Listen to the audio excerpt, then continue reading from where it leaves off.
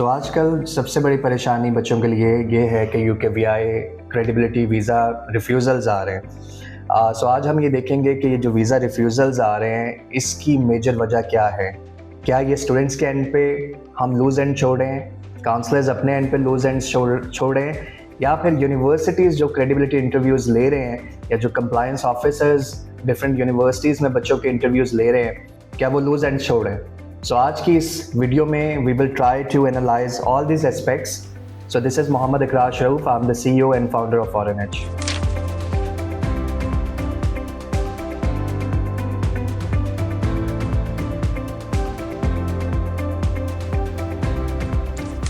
I have few refusals in front of me और हम बारी बारी कोशिश करेंगे उन सबको डिकोड करें और एनालाइज करें कि प्रॉब्लम कहाँ पे लाई कर रहे हैं। बेसिकली मैंने जितने भी रिफ्यूज़ल्स, रिसेंट रिफ्यूज़ल्स जिनको एनालाइज किया है उसमें कुछ पैटर्न्स हमें नज़र आ रहे हैं and these patterns are very easy to cater. और ये कोई ऐसी सिचुएशन नहीं है जो कि हम हैंडल नहीं कर सकते। I think the need of an hour is to analyse certain patterns, mistakes जो कि students and counsellors over time कर रहे हैं और उसको हैंडल और टैकल करने की कोशिश नहीं की जा रही। मेरा ये मानना है, मेरा ये ख्याल है, मैं ये समझता हूँ कि विदिन 3 to 4 डेज़ के अंदर हम एक स्टूडेंट को यूकेवीआई इंटरव्यू कोई भी काउंसलर जो है वो प्रिपेयर कर सकता है। आज की वीडियो बनाने का मकसद ये है कि हम एक ऐसे guide UK market, UK industry के लिए हम दें जहाँ पर उन फैक्टर्स को देखते हुए, उन पॉइंट्स को देखते हुए हम मेक श्योर करें कि जो रिफ्यूज़ल्स एकदम सर्च किए हैं, जो रेशियो 5% से 15-20% पे चली गई है विद इन एन इनटेक, उसको रिड्यूस किया जाए। और आप कैसे अपने फ्यूचर को सिक्योर कर सकते हो विद मेकिंग श्योर कि कुछ चीज़ों को फॉलो करके, कुछ रूल्स को, प्रिंसिपल्स को फॉलो करके।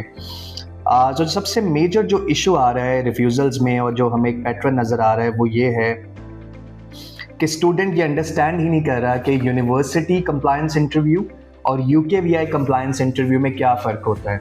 और इसमें obviously universities are there to blame because there is a gap. जो हमारी प्रिपरेशन यूनिवर्सिटी लेवल पर है, जो कंप्लायंस इंटरव्यू यूनिवर्सिटी लेवल पे हो रहा है, it's not synced with what UKVI is expecting. और वो जो गैप है that is basically a major reasons के रिफ्यूज़ल्स क्यों आ रहे हैं। उस गैप को हम ब्रिज करने की कोशिश करेंगे। तो जो सबसे मेजर रीज़न है जो कि मैंने बार बार तमाम रिफ्यूज़ल्स में देखा है वो ये है कि student doesn't even know the accurate information about the course modules. एक और जो मेजर कंसर्न आता है, और अभी से नहीं है, बहुत पुराना है, बट ऑब्वियसली अभी वीज़ा रिफ्यूज़ल रेट ऊपर गया है, राइज हुआ है, तो उसमें ये चीज़ आई थिंक बड़ी ज़रूरी है। It's very important that I mention this now is that जो हमारे बच्चे हैं उनको ही लगता है कि हम कुछ भी बोल देंगे and we are not answerable and we are not accountable. वो कोई भी टर्मिनोलॉजी जो उन्होंने वर्ड की रात को सुना है, इंटरव्यू से 2 मिनट पहले सुना है, कोई उन्होंने किसी भी रील पे देखा है, वो वर्ड फिट कर देंगे, ठीक है। या फिर उनको अगर किसी उसके काउंसलर ने, बच्चे के काउंसलर ने उसको अगर कोई चीज़ पॉइंट हाईलाइट करके दे दिया तो वो बच्चा जाके एज इट इज़ बोल देगा। Like I remember, I think I was reading out one of the visa refusal, उसमें बच्ची से बची थी फाउंडेशन ईयर की, आई थिंक वॉज लेवल 3 कैस। तो आप अंदाज़ा कर सकते हैं कि एक बच्ची बिल्कुल ही एक जो है वो बहुत ही कॉम्प्रोमाइज ग्रेड्स के साथ वो बच्ची डेफिनेटली गई होगी। उससे पूछा जाता है कि व्हाट इज़ स्टूडेंट्स मेंशन, जब बहुत से बच्चे मेंशन भी करते हैं इंटरव्यूज़ में कि यूके इज़ मल्टीकल्चरल और टॉक अबाउट के we will learn about multiculturalism. उसमें इंटरव्यूअर ने उससे काउंटर क्वेश्चन किया कि व्हाट इज़ मल्टीकल्चरलिज्म, राइट। और जो बच्ची थी वो ब्लैंक हो गई बिकॉज उसने सिर्फ ये वर्ड सुना था बट शी डजंट नो कि मैंने जो टर्मिनोलॉजी या जो जार्गन में यूज़ कर रही हूँ इसका मतलब क्या है।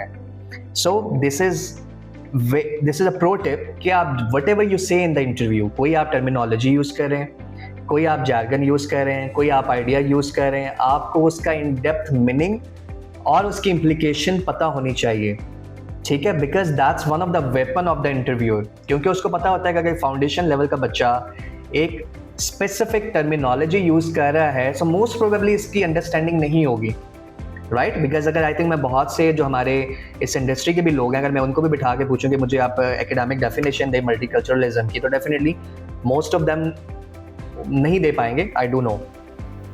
बट अगर कोई बच्चा है वो जाके कोई टर्मिनोलॉजी इस तरह की यूज़ करना चाह रहा है या वो एकेडमिक है या वो लीगल है या वो स्पेसिफिक जार्गन है फ्रॉम स्पेसिफिक इंडस्ट्री, सो उसको एक्सप्लेन करना है आपने, and that is your responsibility कि अगर आप नहीं कर रहे तो इंटरव्यूअर आपको काउंटर क्वेश्चन कर सकता है, और I think it's one of the weapons जो कि इंटरव्यूअर्स करते हैं।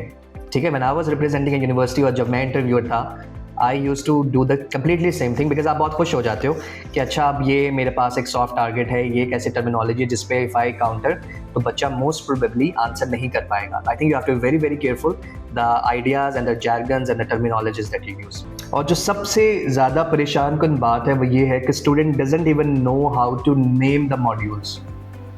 सो अगर आपका मॉड्यूल का नाम है for example digital business strategy, तो बच्चा उसका या तो एक वर्ड ड्रॉप कर देगा या उस वर्ड को रिप्लेस किसी और वर्ड से कर देगा, which obviously doesn't reflect the real wording और the real sense of the module. उससे आपकी जो real sense of the module है वो ख़त्म हो जाती है, which is definitely quite alarming कि अगर एक स्टूडेंट है वो मास्टर्स के लिए जा रहा है, उसके 5 मॉड्यूल्स हैं और उसमें से अगर उसके 2 मॉड्यूल्स के नाम ही वो गलत ले रहा है तो definitely that kills the impression. So I think that is a major concern. Secondly, when the student starts elaborating the modules, तो वो बच्चा वही एक्सपेक्ट कर रहा होता है जो उसको दे दिया जाता है कि आप एक लाइन में डिफाइन कर देंगे मॉड्यूल को या 2 लाइंस में आप मॉड्यूल को डिफाइन कर देंगे, बट बच्चा इन डेप्थ एनालिसिस में नहीं जा रहा।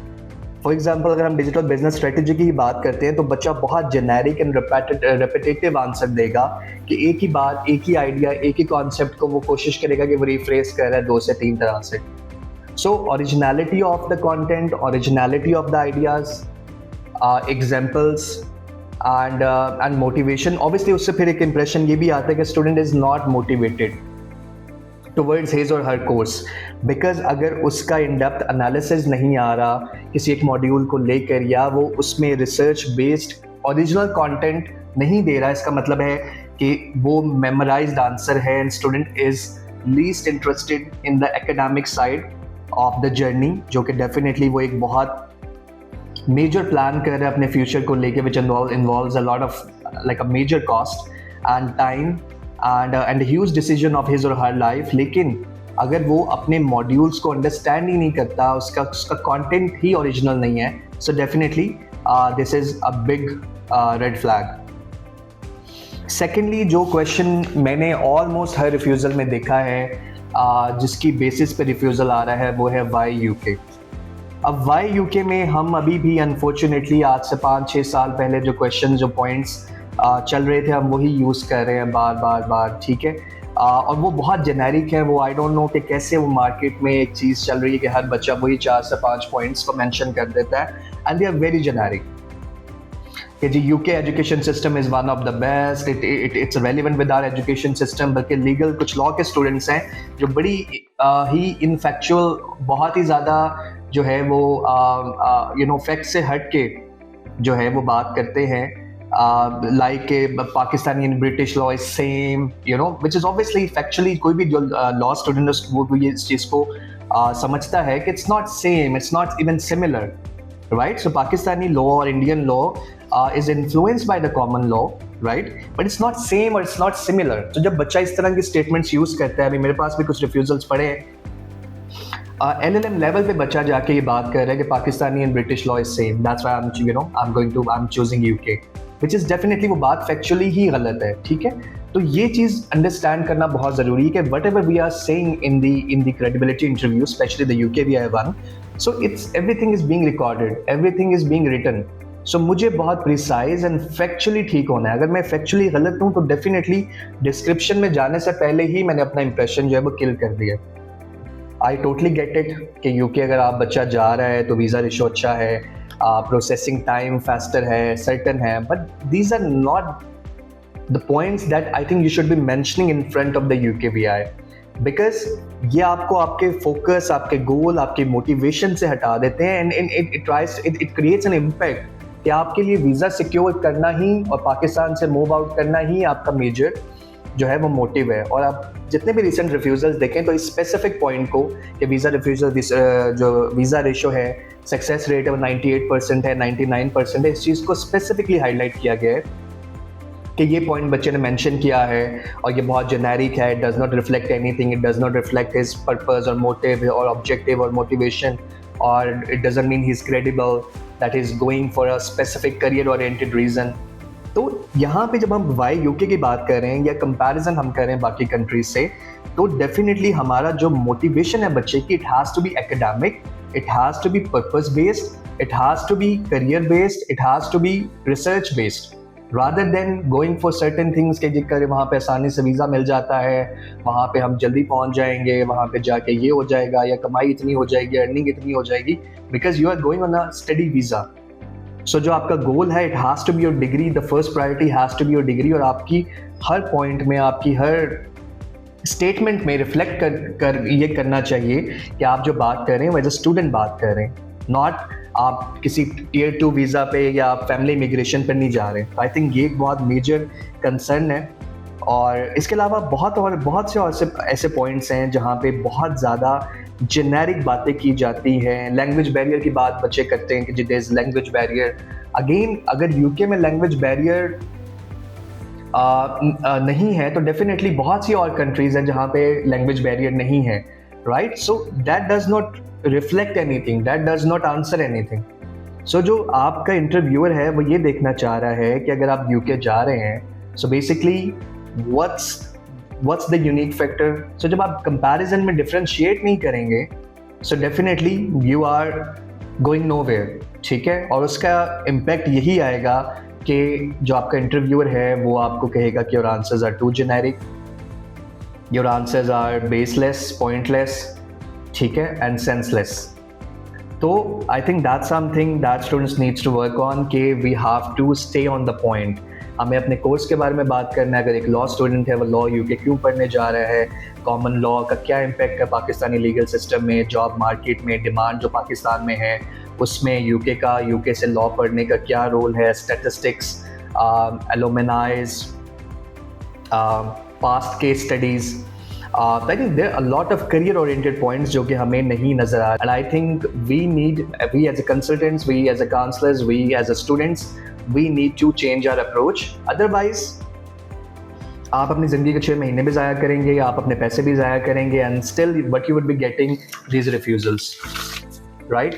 So आपको ये refusals मिल रहे होंगे जो कि अगर मुझे लगता है कि अगर आप किसी भी sensible counselor के साथ बैठ के बच्चा एफर्ट करे, मेहनत करे, वो counsellor doesn't mean it has to be some consultant, it has to be a sensible person, ठीक है? अगर आप उसके साथ बैठ के 3 दिन प्रिपरेशन करें तो आई गारंटी कि कभी भी यूके का रिफ्यूज़ल नहीं आ सकता, एटलीस्ट इन सर्कमस्टांसेस में। सो मैं अगेन इस बात को रीट्रेट करूँगा कि UK V is not getting unfair, they are just getting to a point where they should have been long time go. क्योंकि if we have to make this industry, we have to make sure कि हम quality students recruit करें from Pakistan. So I think the students and the consultants and all the stakeholders, they have to make sure that we put enough effort rather than recruiting students who have no idea what they are talking about, right? तो जो हमारे sir पे, जहन पे जो चीज़ें सवार हैं कि हमने बस यूके चले जाना है, and then we are least interested about our course and least interested about our university. इसी तरह से यूनिवर्सिटीज़ के बारे में जो क्वेश्चंस आते हैं कि वाई दिस यूनिवर्सिटी, तो उसमें भी कोई ऐसा ओरिजिनलिटी नहीं है, कोई ऐसा डिफरेंशिएटिंग फैक्टर नहीं है। बच्चा जो है ही डजंट डिस्कस, वो कहते हैं फैसिलिटीज़ बहुत अच्छी है मेरी यूनिवर्सिटी की, उसमें एक लाइब्रेरी है, उसमें एक डिस्कशन रूम है। So what, like how does it make our university different, because every university has got these facilities. So again आप डिफरेंशिएटिंग फैक्टर नहीं बता रहे यूनिवर्सिटी में, आप नहीं बता रहे कि आपकी यूनिवर्सिटी जो है रैंकिंग बता दी आपने, ठीक है, बट दैन अगेन अगर आप QS रैंकिंग बता रहे हैं, आप यूनिवर्सिटी गाइड रैंकिंग बता रहे हैं, that's not enough. You, apart from the ranking, you should also talk about other factors as well, about the course, about the module, about the faculty members, about how your university is different in that subject, in that course, in that career. अब वो आपको आपके career में कैसे help कर रही है। आपकी यूनिवर्सिटी में अगर फॉर एग्जांपल क्या रिसर्च लैब्स हैं, रिसर्च में आपकी यूनिवर्सिटी के क्या एफर्ट्स हैं, क्या अचीवमेंट्स हैं। टीचिंग, अगर हम टीचिंग एक्सीलेंस की बात करते हैं तो उसमें आपकी यूनिवर्सिटी की क्या स्टैंडिंग है। इसी तरह से अगर हम जॉब एम्प्लॉयबिलिटी किसी यूनिवर्सिटी की अच्छी है तो कैसे अच्छी है, what are the key factors और key efforts they have made in the last 5-10 years. अगर मार्केट हम बात करें कि यूनिवर्सिटी की जो इंडस्ट्री कनेक्शंस हैं वो अच्छे हैं तो कैसे अच्छे हैं। द मोस्ट इम्पॉर्टेंट थिंग जो हमारा बच्चा है, he is or she able to answer the what part of the proposition। वो what का आंसर कर रहा है कि ये चीज़ ऐसे है, ये चीज़ ये है, but then how and why is missing, and that makes actually answer or a reply critical answer, analytical answer। so वो obviously हमारी एक जो स्कूलिंग है, ये जो एज अ कॉम हमारा एक एजुकेशनल इंफ्रास्ट्रक्चर है, उसका भी फेलियर है कि हमारा बच्चा आपको बात बताता है बस उसके पीछे रीजनिंग नहीं दे पाता, उसका माइंड इस तरह से फंक्शन ही नहीं है कि वो एक चीज़ की इन डेप्थ एनालिसिस कर सके। And I know it's very difficult for counsellors as well कि वो कुछ दिनों में बच्चे को उसके अंदर इस तरह के स्किल्स को डेवलप कर सकें। बट अगेन आई थिंक अगर एफर्ट पुट की जा सके तो विद इन फ्यू डेज काफ़ी चीज़ों को चेंज किया जा सकता है। And I think this should be a part of our counselling effort जो हम काउंसलर्स कर रहे हैं, रादर देन हमारा काम सिर्फ ये नहीं कि बच्चे को बस बता दिया ये यूनिवर्सिटी आप चले जाएं। आप उसकी क्या ग्रूमिंग कर रहे हैं? अगर वो बच्चा एक महीने से आपके ऑफिस आ रहा है, so what are the key specific efforts that our fraternity is putting in? So I think that's also very important। so इसी तरह से मतलब sometimes मुझे खुद भी इस चीज़ पे हैरानी होती है कि आप कैसे 3 से 4 सवाल हैं basically, why UK, why this course, future goal, right? and उसके अलावा वो आपसे क्या पूछ लेगा, इसके अलावा वो आपसे कुछ बेसिक क्वेश्चंस होंगे, अकोमोडेशन के बारे में पूछ लेगा। बट जो आपके एनालिटिकल क्वेश्चंस हैं जहाँ पे वो आपको इन डेप्थ एनालिसिस चाह रहे हैं, वो why UK, why this university, why this course and your future goals, 3 से 4 सवाल है मैक्सिमम। तो अगर एक बच्चा 24 घंटे बैठ के एक दिन में एक क्वेश्चन को भी प्रिपेयर करे विद इन 3 डेज, आप अपने सारे इंटरव्यू को जो है वो प्रिपेयर कर सकते हो और UKVI का जो स्टैंडर्ड है उसके अकॉर्डिंगली। सो इसी वजह से हम अपनी एक 3 डे वर्कशॉप भी लेके आ रहे हैं जो कि we are going to conduct between 6, 7, 8 in the coming month, which is supposed to be Thursday, Friday and Saturday। तो उसमें हमारी कोशिश यही होगी कि हम it's online and on campus both। तो उसमें we'll try कि हम ट्रेन कर सकें, and that's not only for student but also the counsellors जो इंटरेस्टेड हों, they can also take part in it. So the idea is again कि जो एक इंडस्ट्री में पैनिक नज़र आ रहा है, because I am lucky enough to have friends in this industry, and I think हर जगह एक ही पैनिक है, एक ही डिस्कशन हो रही है कि UKVI इंटरव्यूज़ आ रहे हैं और अब UK बंद होने जा रहा है, जबकि ऐसा नहीं है। The thing is that they are making it fair, and I think we should all respect that। And for good counselors and for good consultants who are actually does care about the student and their careers and their future outcomes, I think they are pretty happy with this development that we are seeing। I think it definitely brings great opportunities for intellectuals and for people who really care about this industry and who owns this industry and who wants to see it at in a better place। So thank you so much for today। We'll definitely catch up in the next session with a new topic।